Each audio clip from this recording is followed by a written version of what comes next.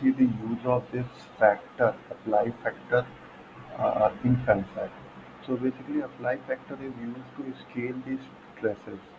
So we will see the general load case. Suppose if there is a block kind of thing, and it is fixed with this end, and it is there are one cycle is there. It is the alternating fatigue load is plus P load to minus P load. As I have only solved for plus P load, I am only I have solved only for plus P load here. Okay, so sorry, yeah, I have only solved for plus P load. So you can see that stress is 8 837 MPa. So I have only solved for plus load, and I don't have the time to solve for the compressive load.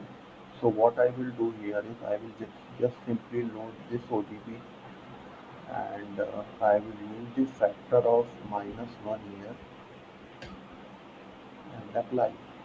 So you can see that the stress for this lower uh, set has been changed to negative load. Okay, and suppose instead of this it is minus zero point 0.5, then again do the same thing.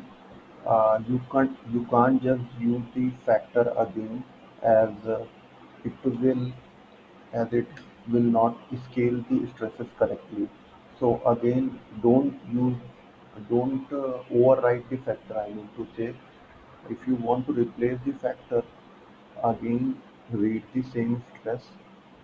It will update it to original, that is 837 MPa. Then use the factor. Then the factor should be zero point 0.5. Sorry, it should be minus zero point 0.5. You can't use the factor twice. You again need to read the stresses and apply the factor. So just do it. So upper stress is 837 MPa, lower stress is negative of this. So in the same way, you can use this factor setting, but you can't override this. Again, if I want to apply this to 1, it will not take the 1, means it will override this. So there will be a discrepancy. So if I want to use it to some other thing, I will again open this ODE, and I will use the factor. Suppose I want to use the 80% of the load. So 80% of the load is 0.8. So 0.8. So this is nothing but 1 plus P2 plus 0.83. Okay. So for which cases you can use the scale factor? I will not recommend to use this factor, stress scale factor. But for completely linear case like this case, you can use the factor, no problem in that. But for whenever there is a geometric nonlinearity or contact nonlinearity is there, then there might be issue of using this uh, factor, scale factor. The reason being is that the stress in the positive direction or negative direction, or the stress at 100% of the load and 50% of the load are not proportional to each other. You can see this example.